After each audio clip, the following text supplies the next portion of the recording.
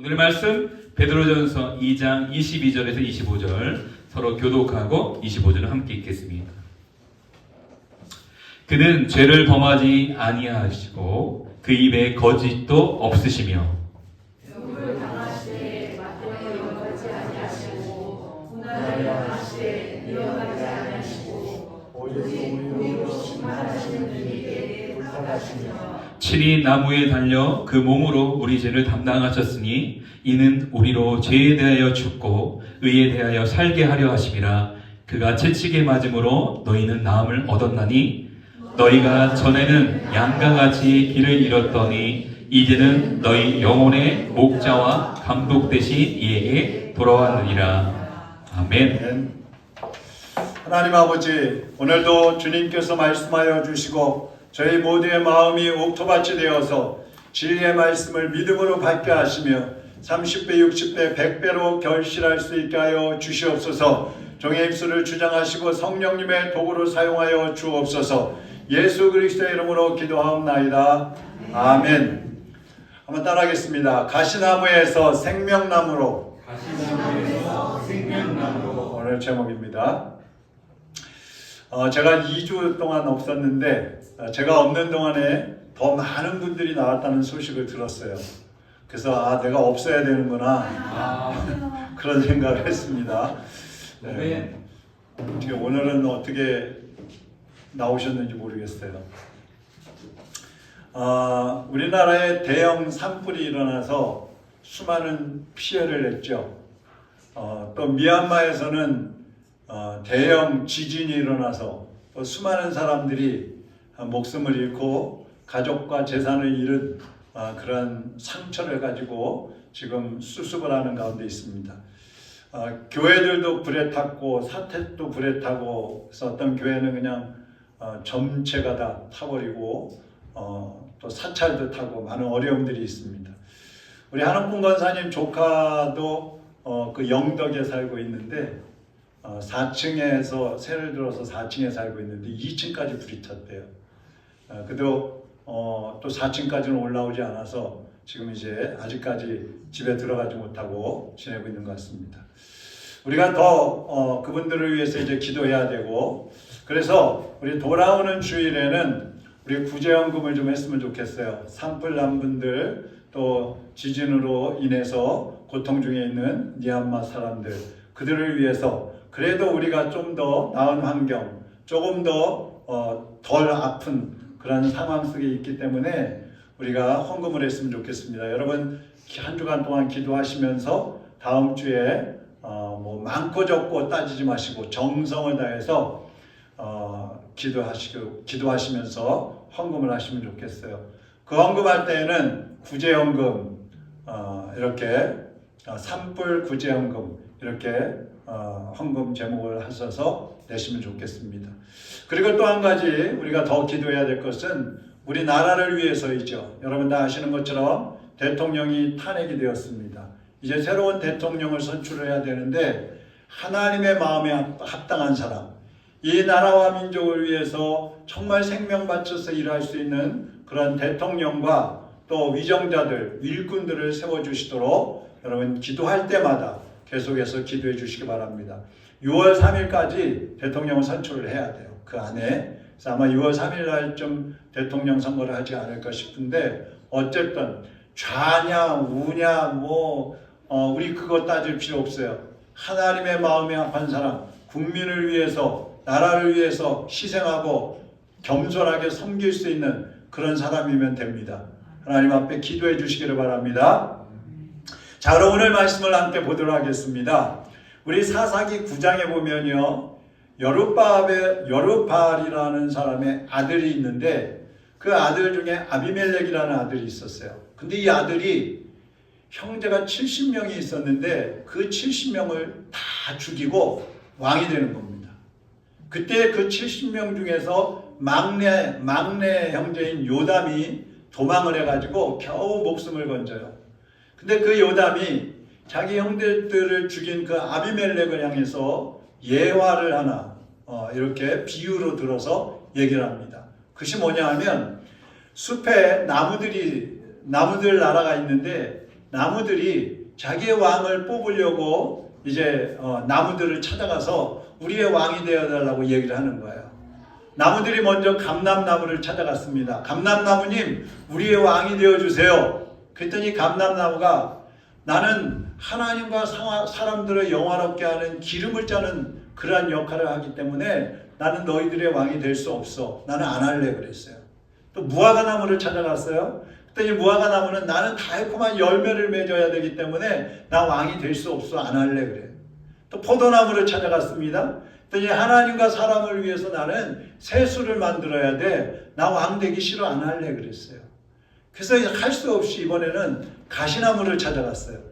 근데 가시나무가 이렇게 말을 합니다. 사사기 9장 15절에 한번 같이 한번 읽어보겠습니다. 가시나무가 나무들에게 이르되 참으로 내게 기름을 부어 너희 왕을 삼겠거든 와서 내 그늘에 피하라. 그리하지 아니하면 불이 가시나무에서 나와서 레바논의 백향목을 살 것이니라. 자, 여기 이 가시나무가 70형제를 죽인 아비멜렉을 얘기하는 거예요. 그러니까 아비멜렉이 가시나무인데 이제 가시나무를 찾아가서 우리의 왕이 되어주세요 그랬더니 알았어. 그럼 내가 너희들의 왕이 당연하지. 너희들은 내 나무 그늘에 와서 쉬어라. 만일 말을 안 듣는 자가 있으면 내가 불을 뿜어가지고 다 태워버릴 거야. 이렇게 얘기하는 거예요. 그건 교만한 거죠. 이 아비멜렉은 스스로 왕이 되기는 했는데 백성들이 반란을 일으켜가지고요 또 금방 죽어버렸어요.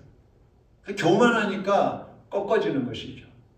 우리가 예수님을 모르고 죄악 가운데 사는 사람들이 가시나무 같은 거예요. 자기 존재를 모르고 교만하게 살다가 자기의 가시에 찔려 죽는 거예요.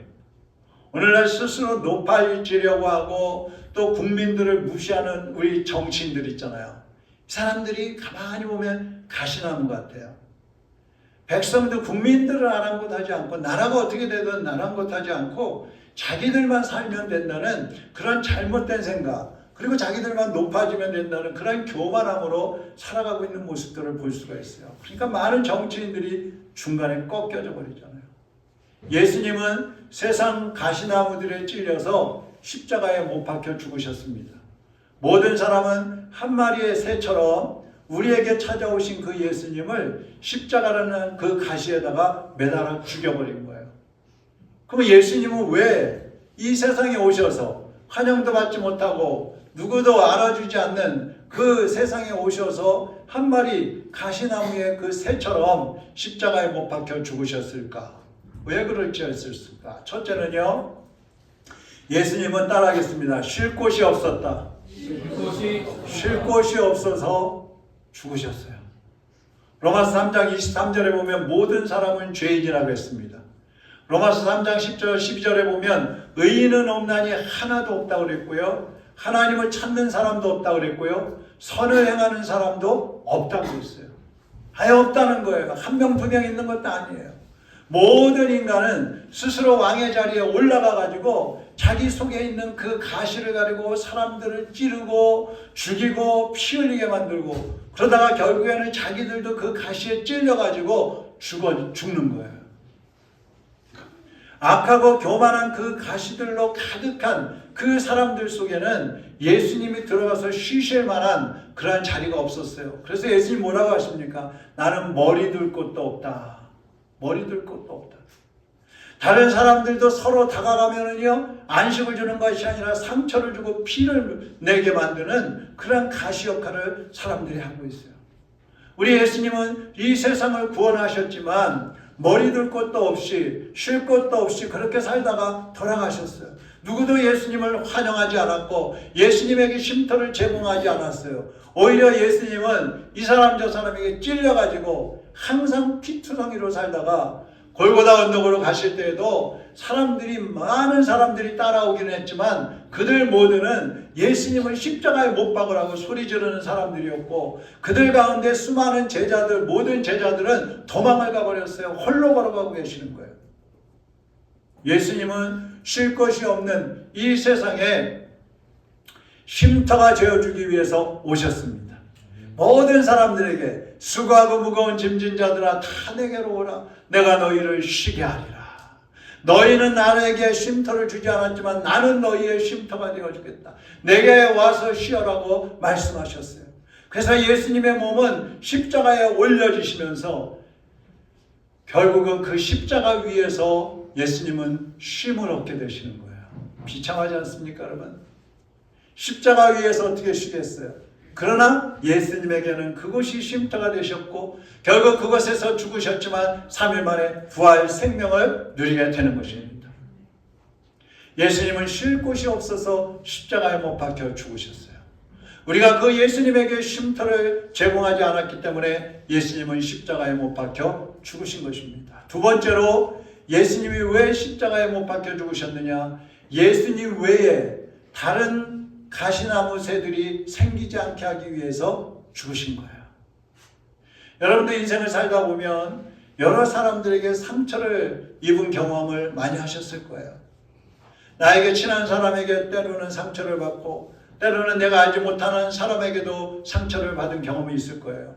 그나마 믿음이 있는 사람들은 하나님을 찾아가서 그 상처를 치료받고 다시 회복하는데 믿음이 없는 사람들은 그 상처 때문에 괴로워서 알코올 중독자가 되기도 하고 마약 중독자가 되기도 하고 성등 중독자가 되기도 하고 세상에 폭력을 휘두르는 사람이 되기도 하고 폐인처럼 살아가는 거예요. 어떤 사람들은 자기의 그 상처 때문에 수많은 사람들에게도 큰 상처를 안겨주기도 합니다. 이 사람들이 한 번밖에 없는 이 인생, 정말 이 중요하고 이 존귀한 인생을 허비하다가 결국에는 영원한 사망으로 들어가 버리는 거예요.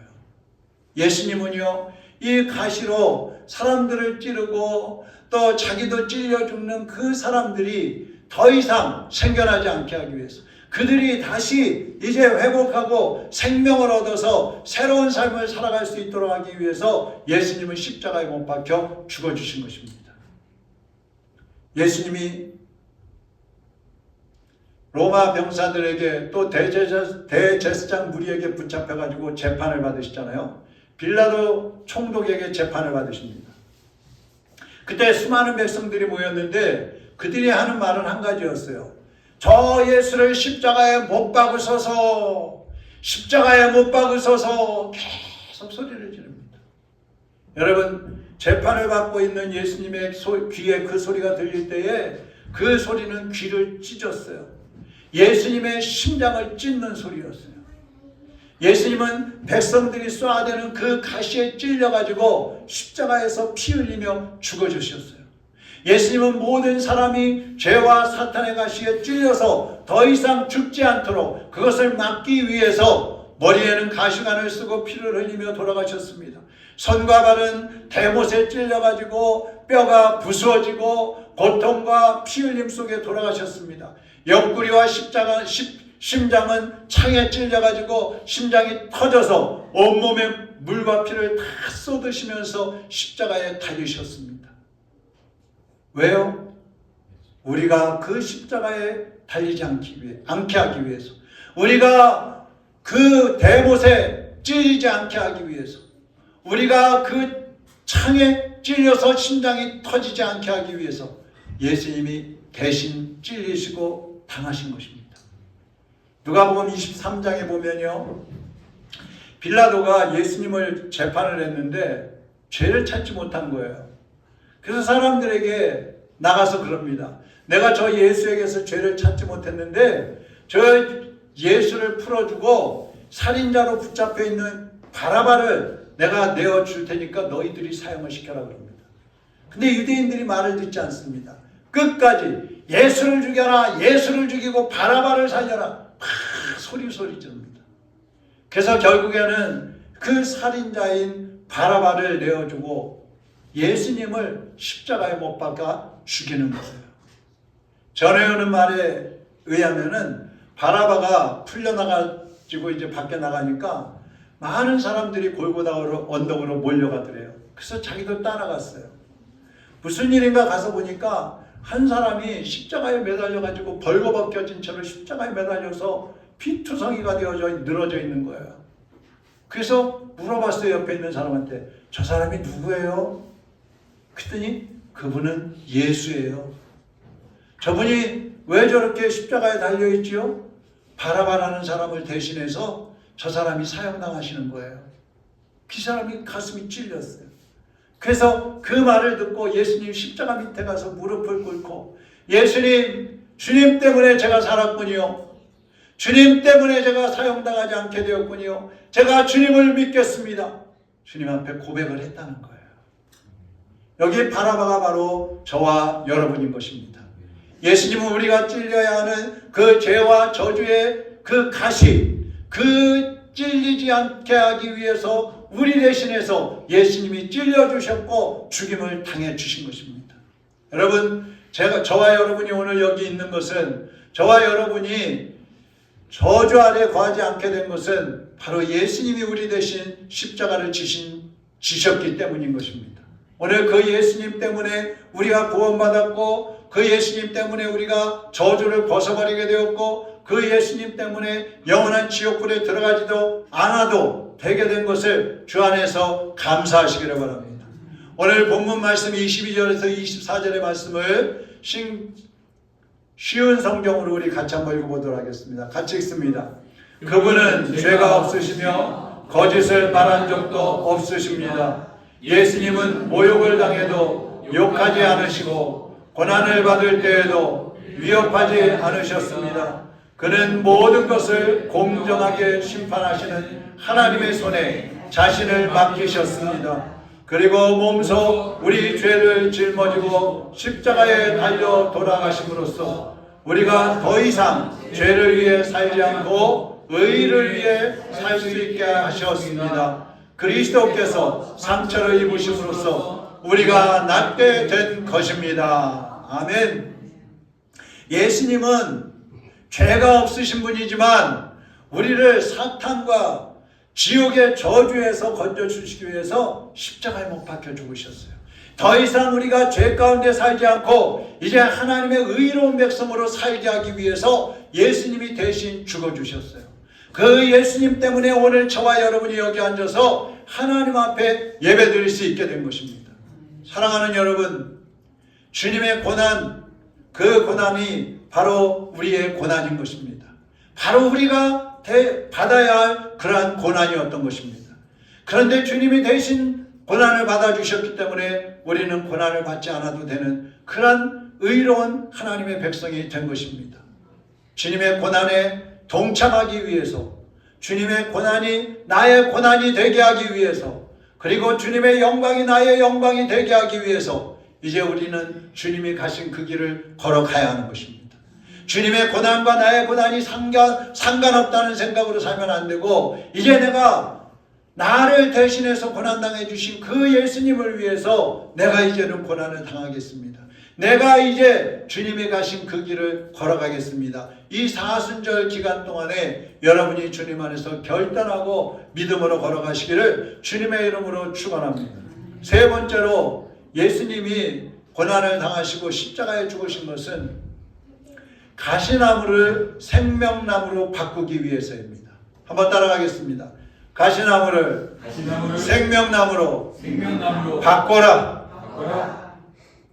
가시나무의 자랑이 뭐겠어요? 가시나무의 자랑거리. 다른 나무들은 열매를 많이 맺고 기름도 짜고 아니면 다른 여러 가지 제목들로 막 쓰여져 가지고 뭐 가구가 되기도 하고 작품이 되기도 하고 막 그러는데, 가시나무의 자랑거리는 찌르는 거예요. 파괴하는 거예요. 죽이는 거예요. 피 흘리게 하는 거예요. 얼마나 부끄러운 모습입니까? 예수님 없는 사람이 그렇습니다. 한 그루의 가시나무로 살면서 이웃을 파괴하고 이웃을 찌르고 이웃을 피투성이가 되게 만들고 결국에는 자신도 찔려 죽는 거예요. 그런데 이 가시나무 같은 사람들이 예수 그리스도를 만나면 찌르기만 하던 사람들이 이제 열매 맺는 사람이 되는 것이고, 괴롭히던 사람이 쉼을 주는 사람이 되는 것이고, 죽이는 역할을 하던 사람이 생명을 살리는 역할을 하게 되는 것입니다. 저와 여러분요, 예수님 없어 보세요. 얼마나 많은 사람들을 괴롭히고 힘들게 하고 자기 이익을 위해서 다른 사람의 이익을 짓밟고 괴롭히는 삶을 살았을지 몰라요. 아니 어쩌면 지금도 다른 사람들에게 상처를 주는 삶을 살고 있을지도 몰라요. 그런데 예수님을 온전히 만났다면, 예수님과 온전히 연합되었다면 이제는 우리는 가시가 아니라 생명나무가 되는 것입니다. 들판에 한 그루의 가시나무가 있었습니다. 어떤 정원사가 삽을 가지고 와서 그 가시나무를 캐내기 시작했어요. 가시나무가 혼자 중얼거립니다. 이 사람은 내가 쓸모없는 가시나무라는 걸 모르나 봐. 그 정원사가 가시나무를 캐가지고 자기 정원에 갔다가 장미꽃 사이에다가 심었어요. 그 가시나무가 또 말합니다. 저 사람은 대단한 실수를 했다. 나 같은 가시나무를 어떻게 이렇게 아름다운 장미꽃 사이에다가 심어줄 수가 있어? 잘못한 거야, 실수한 거야. 그때 정원사가 칼을 가지고 옵니다. 그러더니 가시나무의 중간을 뚝 자르고 이제 긁어내더니 거기에다가 장미꽃을 접붙였어요. 이제 시간이 지나면서 여름이 되었습니다. 그런데 놀랍게도 그 가시나무에서 아름다운 장미꽃이 피어나는 거예요. 정원사가 말합니다. 너의 아름다움은 내 자신 속에서 나온 것이 아니야. 내가 네게 주입해 준 거야. 그렇게 얘기를 합니다. 여러분, 정원사는 우리 예수님이에요. 우리는 한 그루의 가시나무예요. 쓸모없는 가시나무였어요.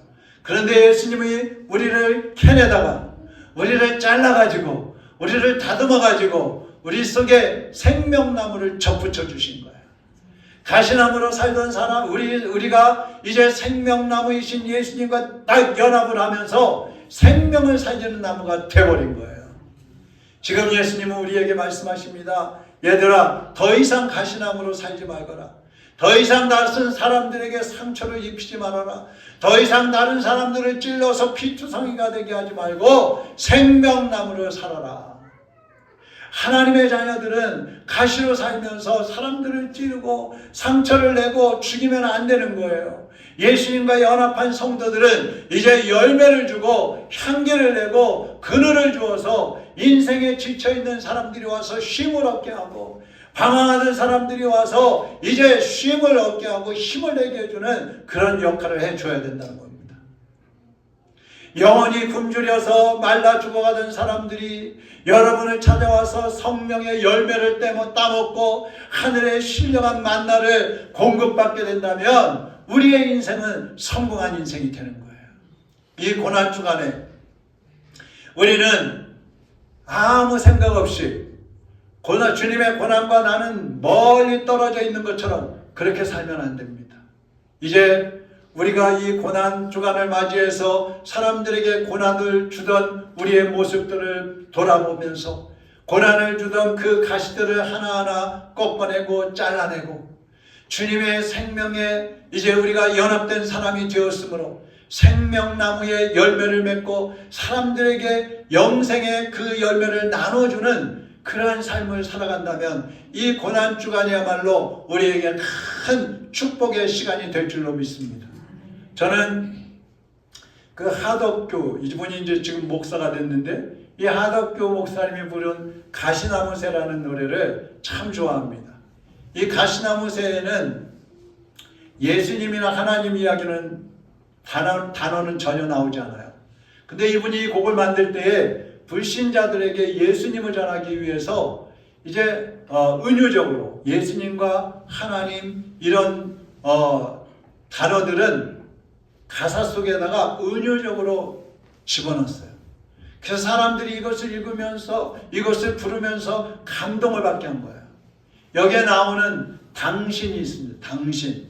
내 속엔 내가 너무도 많아 당신의 쉴 곳 없네. 이 당신은 예수님을 말씀하는 거예요. 그리고 내 속에 할 때 나는 우리 자신을 말합니다. 한번 가사를 한번 보세요. 내 속엔 내가 너무도 많아 당신의 쉴 곳 없네. 나라는 존재로 꽉 차 있어서 예수님이 오셔서 쉴 수 없다는 거예요. 내 속엔 헛된 바램들로 당신의 편할 곳 없네. 내 속엔 내가 어쩔 수 없는 어둠, 당신의 쉴 자리를 뺏고 내 속엔 내가 이길 수 없는 슬픔, 무성한 가시나무 숲 같네. 바람만 불면 그 메마른 가지 서로 부대껴 울어대고, 쉴 곳을 찾아 지쳐 날아온 어린 새들도 가시에 찔려 날아가고, 바람만 불면 외롭고 또 괴로워 슬픈 노래를 부르던 날이 많았는데, 내 속엔 내가 너무도 많아서 당신의 쉴 곳 없네. 여러분, 우리 속에는 시기와 질투의 가시들, 미움의 가시들, 증오의 가시들, 교만의 가시들, 분노의 가시들, 자기만 아는 이기심의 가시들이 가득 차 있어서 예수님이 오셔서 쉴 수가 없었어요. 다른 사람들도, 작은 새들도 왔다가 우리가 휘두르는 그 가시에 찔려가지고 피투성이가 돼서 도로 날아가 버린다는 거예요. 여러분 안에는 혹시 어떤 가시가 있지 않습니까? 자신도 모르는 사이에 그 가시로 많은 사람들을 찔러서 피투성이로 만들고 상처를 내고 있지 않습니까? 오늘 여러분 속에 있는 그 미움의 가시들, 욕심의 가시들, 시기와 질투의 가시들, 분노의 가시들, 염려와 근심의 가시들, 불안과 초조의 가시들까지 다 예수 그리스도로 씻어내시기를 바랍니다. 예수님의 피로 씻어내시기를 바랍니다. 그리고 예수님과 연합하여서 생명나무가 되시기를 바랍니다.